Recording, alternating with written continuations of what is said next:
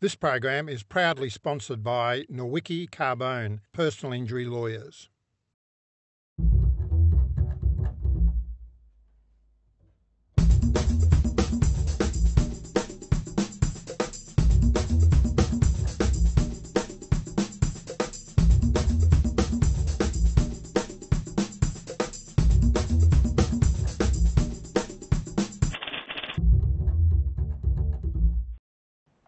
Welcome to Conflict of Interest. I'm Sophie Black and this is Greg Barnes. It is. This week we're discussing the controversial Four Corners report that aired just over a fortnight ago now about the sexual politics involved in NRL, but mainly naming Mathew Johns, the NRL star and star of the footy show, implicating him in an incident of group sex involving one woman and 6 men, and it aired the anonymous woman's allegations. They referred to her as Claire in the program, and named Mathew Johns in connection with the incident for the first time publicly. Since then, the papers and the media have gone into overdrive, and there have been many interesting angles fleshed out over the issue of consent, as well as the culture embedded within the NRL and the NRL's attitude towards women. Sophie, tonight we've got Peter Mewett and Kim Toffeletti from Deakin University who've done some groundbreaking research on women football supporters, which is an angle that's not often looked at in this debate. But I was just having a read through their paper that they published last year, and they've got some quotes here from some of the people that they interviewed. And here's one who's a woman they call Emerald, a 22, obviously not a real name, 22-year-old graduate from a sporting family.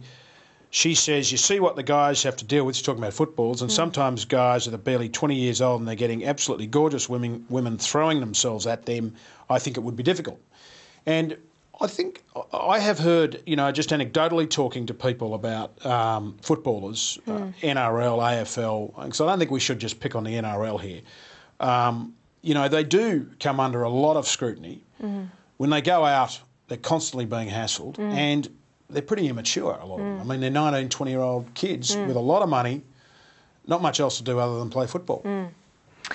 I think watching the Four Corners episode is very interesting because I've read so much commentary around this issue. But actually watching the Four Corners program is interesting because I think it's also about power and the power that these men wield.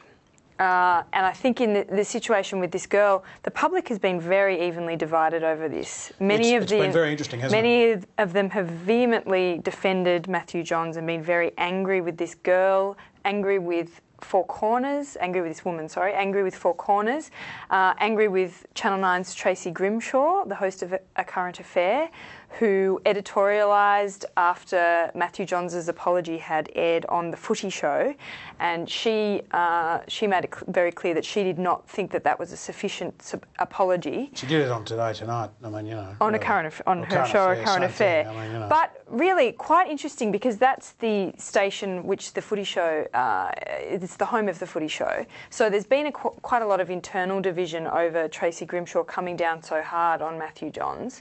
She basically demanded that he come on air, not expecting that he would, but said, you need to explain yourself. And a short apology on the footy show with Fatty Vaughan sitting next to you. Vaughton. Fatty Vaughton. Paul Fatty Vaughton. Fatty Vaughton. Patting you mate. on the shoulder after you've said sorry, and basically not said sorry, but said that you regret the embarrassment that you've caused to your family most of all.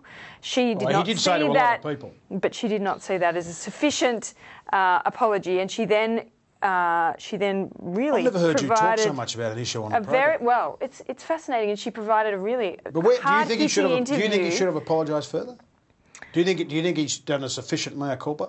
I think he has now. I think he's shown remorse. Apparently he spent the whole day vomiting before his interview with Tracy Grimshaw, and his poor wife vomited after the interview. They were so upset.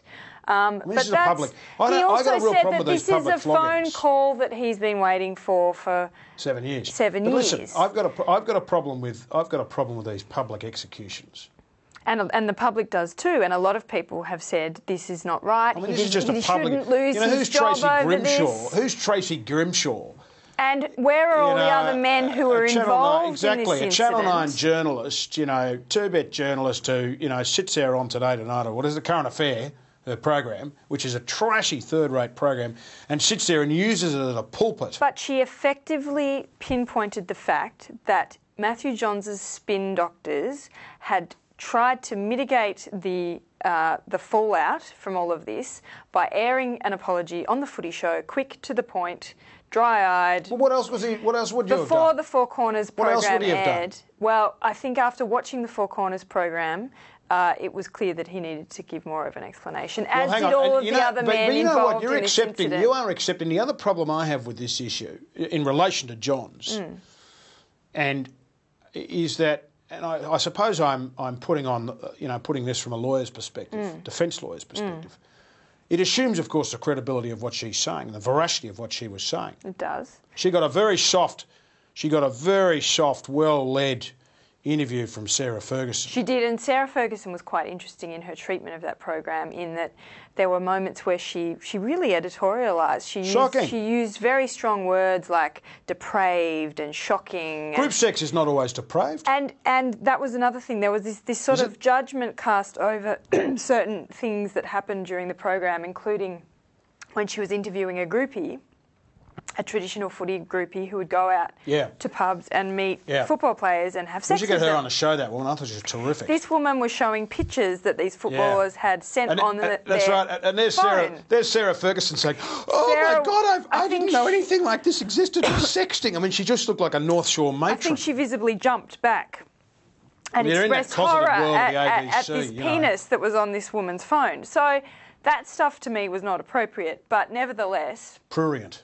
You've got this woman and the testimony of this woman, or her account of what happened. It's not testimony. It's not testimony. It's being let out of her by a sympathetic journalist. Her account. She's visibly upset.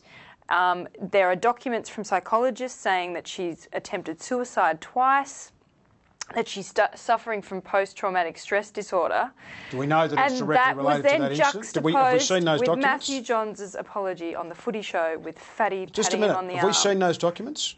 All we've got is Four Corners extracts. Journalists love doing this. They love getting a document and just highlighting little bits so you can't see the rest. Do we know what the psychiatrist was saying? Did she have pre-existing issues? Well, do we know? Do you know that?